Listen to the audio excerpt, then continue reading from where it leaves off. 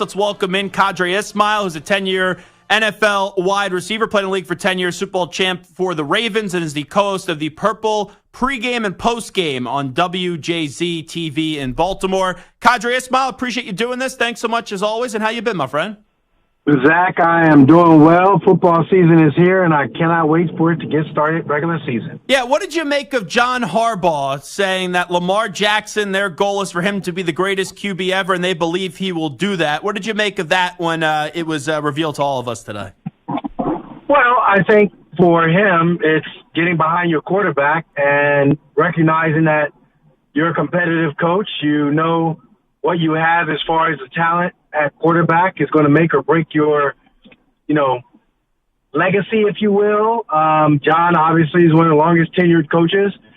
I think it solidifies him even more so by having a dynamic guy like Lamar that could potentially, if he does what he needs to do as far as on the field, off the field, all those things, he can very well put himself in the conversation.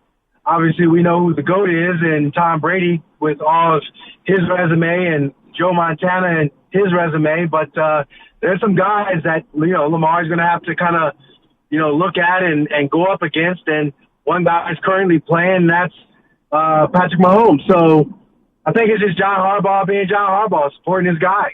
Yeah, I'm not going to lie. It was confusing to me. Like, I don't necessarily have a problem with it.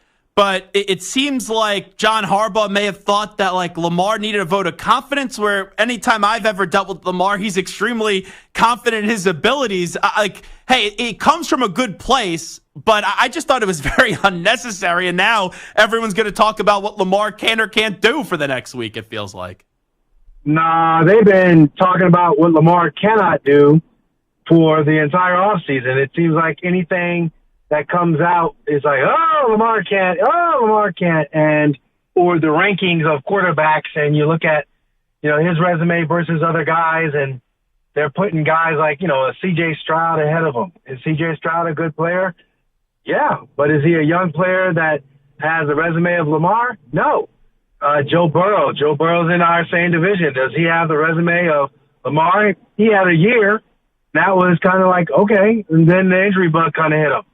So, outside of Patrick Mahomes, I just don't see where all this, Lamar is down on the list when it comes to ranking quarterbacks. And I think that's where, from a bigger picture standpoint, you see what John Harbaugh is doing, protecting his guy. And I don't think it's necessarily something directed at Lamar so much as it's directed to, the media and, the fans across the league. Like, look, this is who we got. And he's a damn good quarterback, and the guy's legit. So put some respect on his name. Do you think Lamar right now is the second best quarterback in football? You're always trying to push me into that little corner. But see, I'm not going to go into that little corner. But that's what it sounded like, Qadry. That's what when we talk about Allen and Burrow. I'm answering your question. What John Harbaugh, Gotcha. You asked about John Harbaugh, so I'm answering you and giving you that understanding. Now, that is that. So when you look at Joe Burrow's resume, when you look at C.J. Stroud's resume, when you look at everybody else's resume, outside of Patrick Mahomes, that's where you can say, hey, why are you saying Lamar is further down the list when Lamar's resume is better than everybody else's?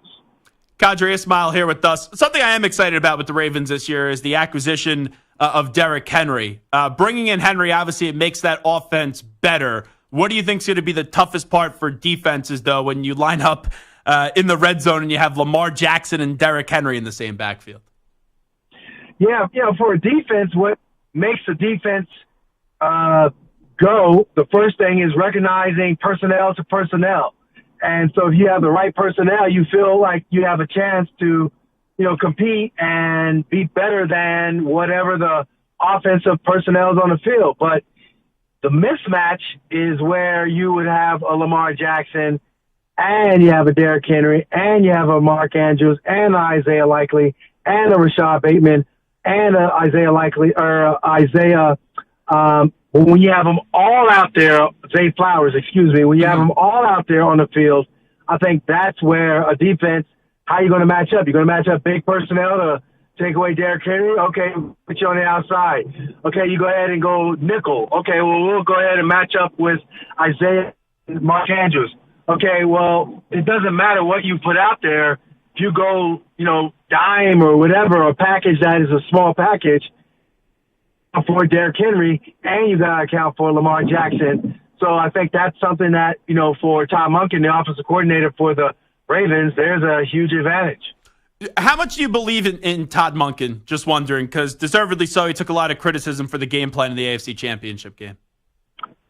Well, I think his goal is to improve upon what he built last year, and I think from all of what I've seen in the OTAs as well as what they got going on early in, training camp, I think it's sky's the limit. I think his play calling, the way in which he, pushes the envelope in regards to getting Lamar better, enhancing the offense, how creative can he get with guys that are going to be surrounding Lamar. All that, I think, comes into play when you talk about Todd Monken. Let me get your thoughts on Zay Flowers. I know it didn't end the way that he wanted to, but it was a very promising debut season for him, rookie season. What do you want to see him improve on now going into year 2, and what did you see off of year 1? Well, I saw a young man who, just embraced the fun of the game his first year. And I think from a adversity standpoint, as far as the AFC Championship game where, he gets a taunting foul, which I thought was bootleg.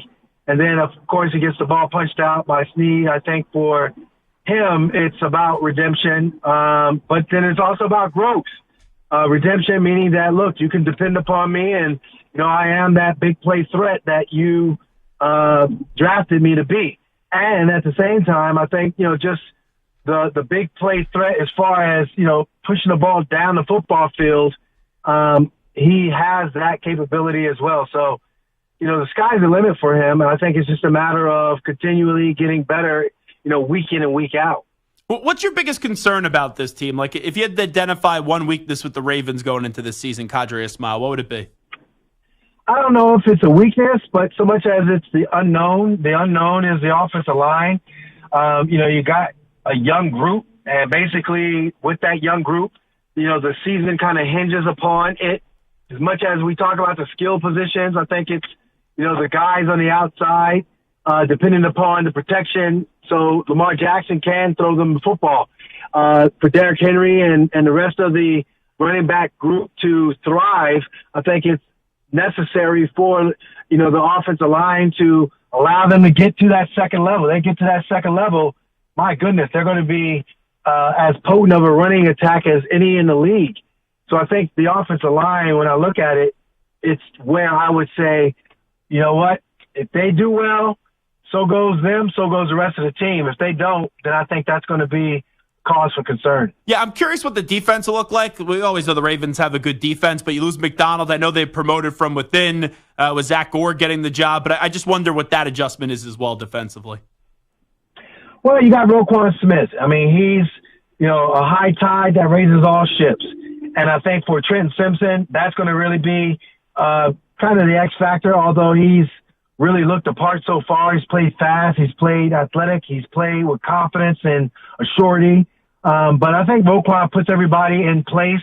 I think we are looking at arguably the best secondary in the league. Let them come out of training camp healthy. I will gladly say they are the best secondary in the league. Kyle Hamilton is leading the way with that. Marcus Williams just got to, again, stay healthy. I think their defensive front, led by Justin Madubuike, is as good as advertised. They call him Baby Aaron Donald. Well, Aaron is now retired, and so I think there's a void that needs to be filled, and I think Madubuike can certainly fill that void. So, for Zach Orr, I think he has the confidence to put guys in places to succeed. But for him, I also believe it's about the confidence of knowing when to call what. And, yeah, there's probably going to be some growing pains like any coordinator that's starting off, but I think he has the eyes and ears of his defense. And then the other thing with the defense, too, you talk about how great the secondary could be. It's like the rich get richer, adding Eddie Jackson just recently. Yeah, no, I think Eddie Jackson, I mean, heck, even in today's practice, he went out there and had a pick. So it's one of those cases where, let him, one of the reasons why I guess he wasn't where he needed to be in Chicago and they decided to part ways is just because of the injuries that he had and missing some games. But yeah, I really love the fact that they have a strong veteran presence mixed with some young talent like first round pick in Nate Wiggins. Last thing I'll ask you, just getting back to Lamar. We all know the regular season was incredible last year, picked up a second MVP. The conversation that derives from that probably now more than ever is, hey, they had a road to get to a Super Bowl last year. Through Baltimore, they couldn't get the job done. People now wonder if Lamar can ever win a Super Bowl. I know you think he can, but what do you say to the people that don't believe Lamar will ever hoist the Lombardi?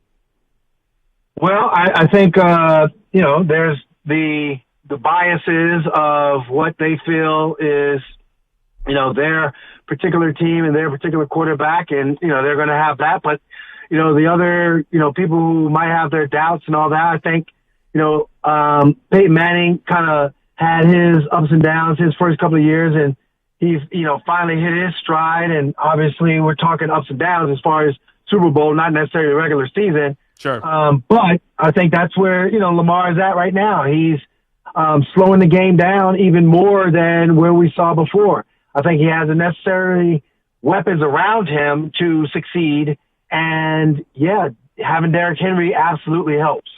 He is Qadry Ismail, former NFL wide receiver. Make sure you check him out, the host of the Purple pregame and postgame on WJZ TV in Baltimore. Qadry, thanks for coming on.